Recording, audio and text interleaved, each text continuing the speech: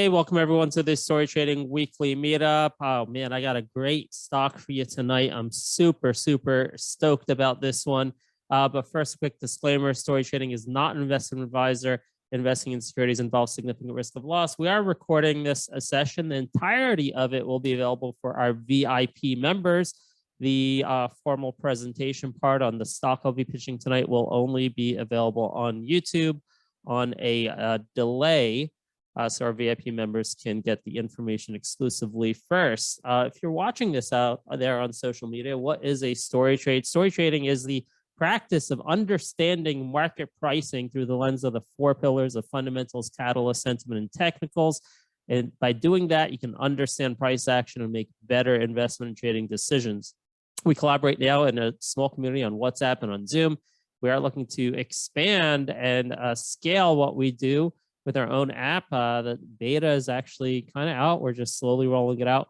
Our app's going to be the place to discover, collaborate, and validate market moving information through crowdsourced research and social collaboration. Make sure to go to our website to sign up for that.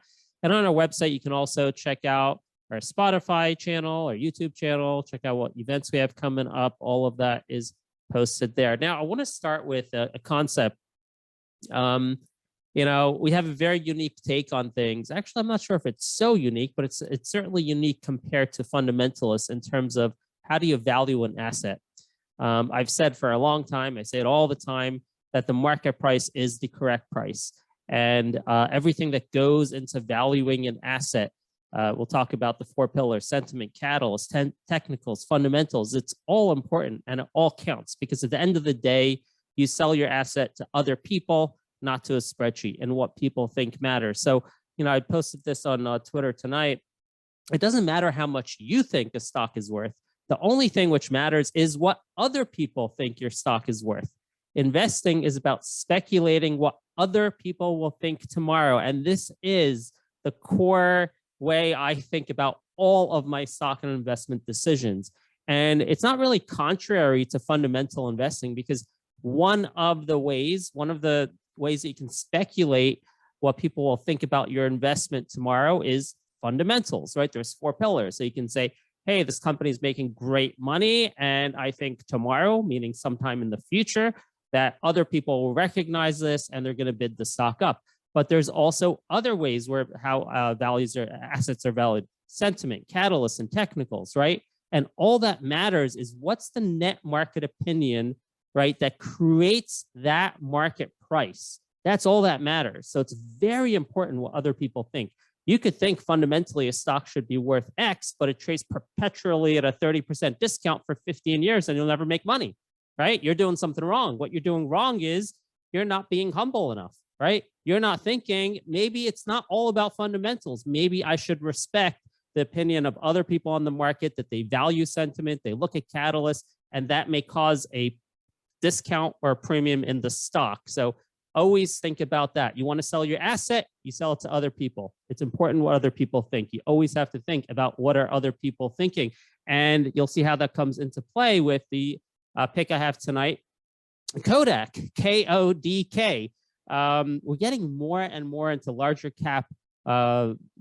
market cap stocks at Story Trading, and I'm so grateful we're doing it. There's a myriad of reasons why it's better for our community to do that.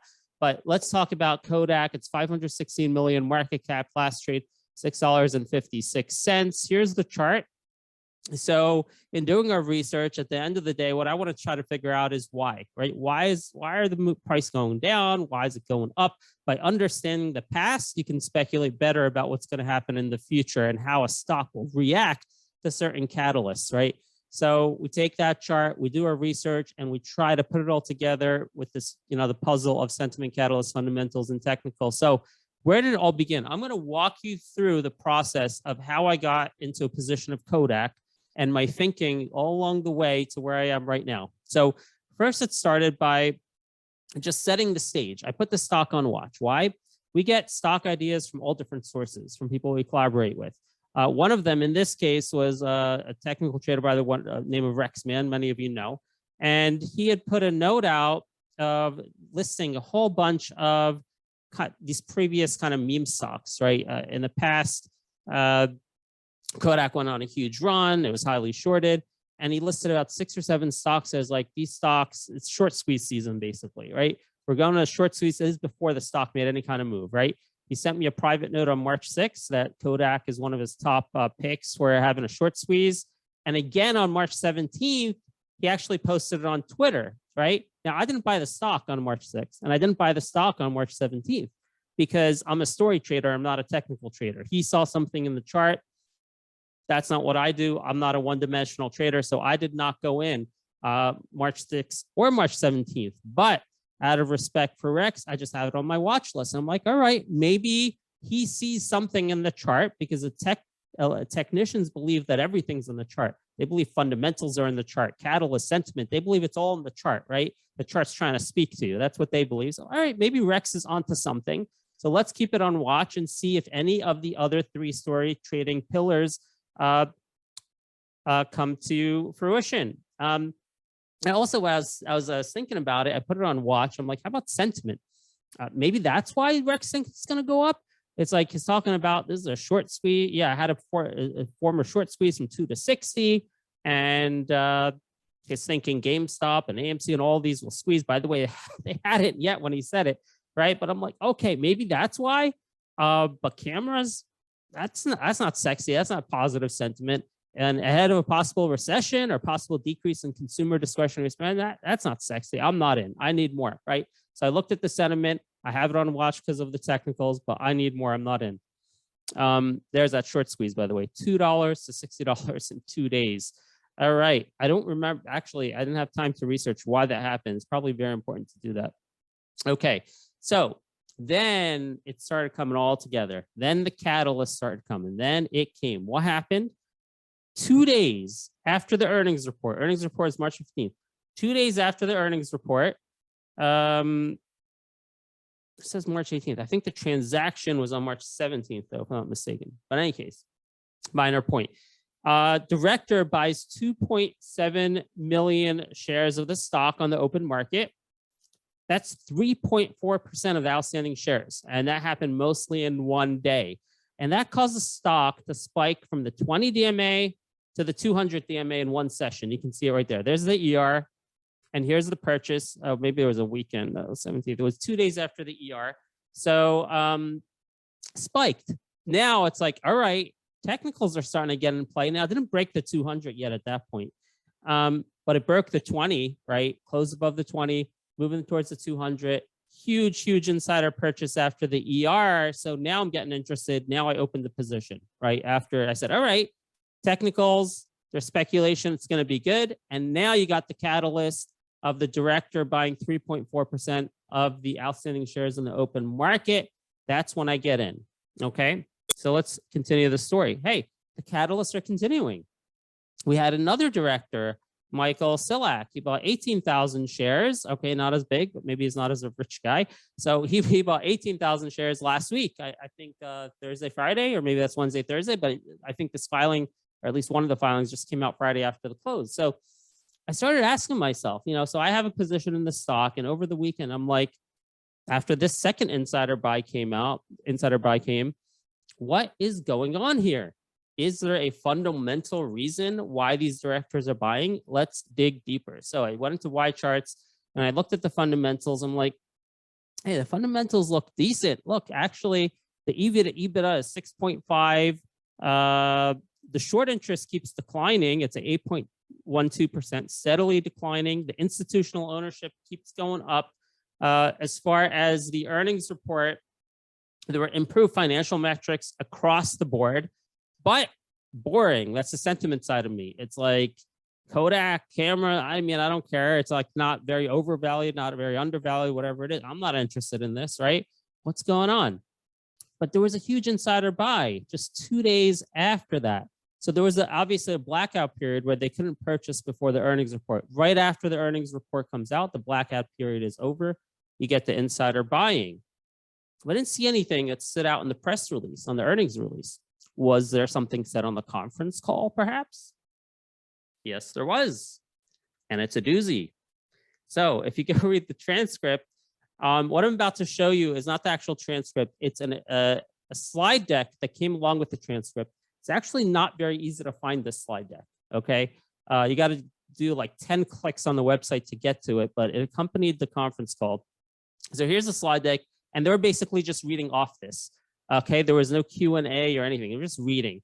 So this is what they said on the conference call, that they have a new initiative in advanced materials in their chemicals business, in the EV energy and storage battery material manufacturing. Okay, now look at this. Over the past several years, Kodak has been using its pilot coating facility to work with battery developers to coat their materials on substrates for EV energy storage batteries and fuel cells.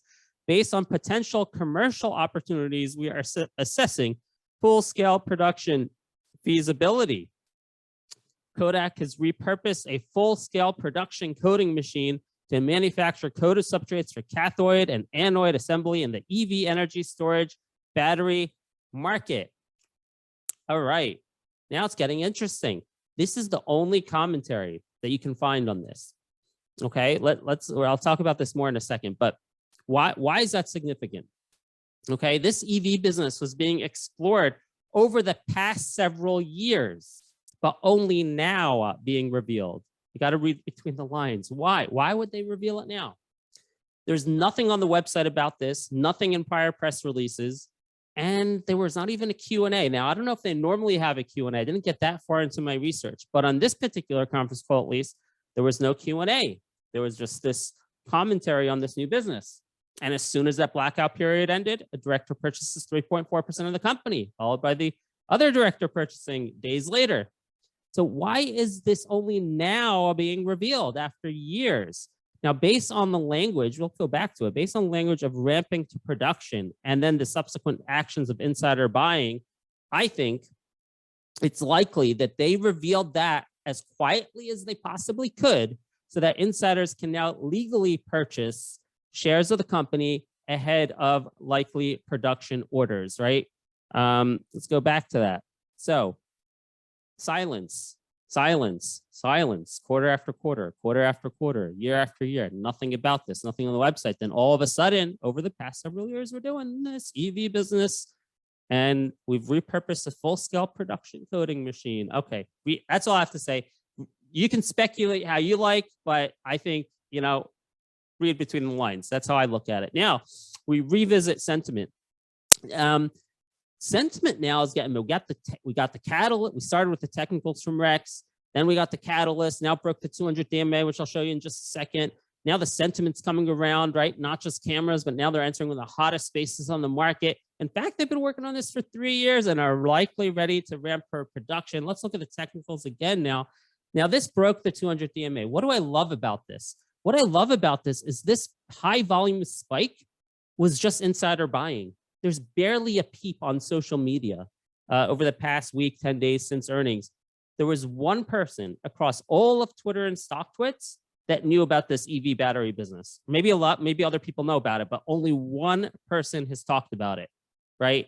So what I love about this chart is that this 200 DMA to me is something I can have strong conviction support on, very strong conviction support. Yet insiders buying this up, it was not like, retail that they don't have conviction, they buy it up, they may sell it. This is a strong 200 DMA support. So I have strong technical support and, I have the catalyst, I have the sentiment. And by the way, sentiment, what is sentiment? Sentiment is just a way to speculate on future fundamentals, right? So fundamentals is, your financial model, but the financial model is filled with assumptions and speculations. And what is sentiment? Sentiment is the crowd trying to get ahead of the fundamentalists. Say, okay, they're entering this EV space. Whatever the heck you're calculating your DCF model, it's wrong. It's going to be much better, right? That's what sentiment is. So that EV thing improves both sentiment and, in my mind, fundamentals as well in the future. That's probably why the insiders are buying. So, but where's it going to go from here? Now, I love using the 20, 50, 200 DMAs. But now we're above it. So what's the target above it? This is where I'm leaning on Rex. Here's a chart he showed on Twitter. So it looks like he's looking for an imminent move.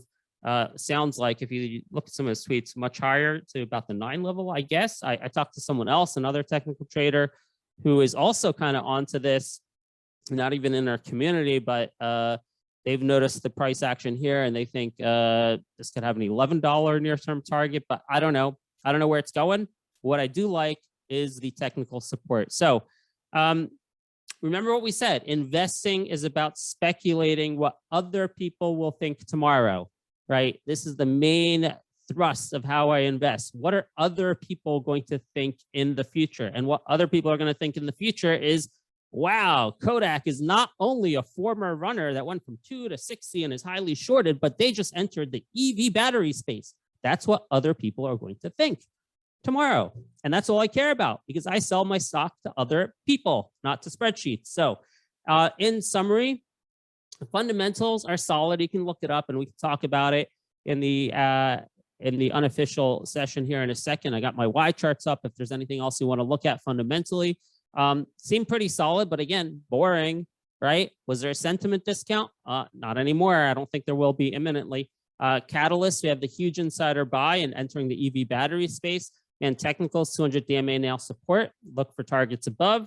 And again, sentiment, the move to date was not caused by retail. There was crickets while insiders were buying. It's inevitable the crowd will discover the entry in the EV battery space. They will discover it, whether I talk about it or not. This will happen. It's only a matter of time. With me talking about it, it's possible it happens a day earlier, maybe, but it's happening regardless, right? So that's something to be aware of. Now, how do you speculate? This is the key question. How do you speculate? You can think about this. How do you speculate investors will react towards the stock tomorrow? And I don't mean literally Monday, but that's the question you always have to ask yourself. And you can ask yourself that question even if you're in a stock which you think is a fundamental investment. It's always the same question. Even for a fundamental investment, you're speculating how investors will react to that stock tomorrow when they print their earnings, when they have, you know, some deal being announced or product being launched. It's all the same thing. This is a generalized statement you can use for all of your investing and trading. How do you speculate investors will react to your stock tomorrow? That's why it's so important to always think about what are other people thinking. So you can continue this collaboration in our chat rooms in the VIP trading room. And if you're not part of StoryTrading, you can follow us at youtube.com/StoryTrading and twitter.com/StoryTrading.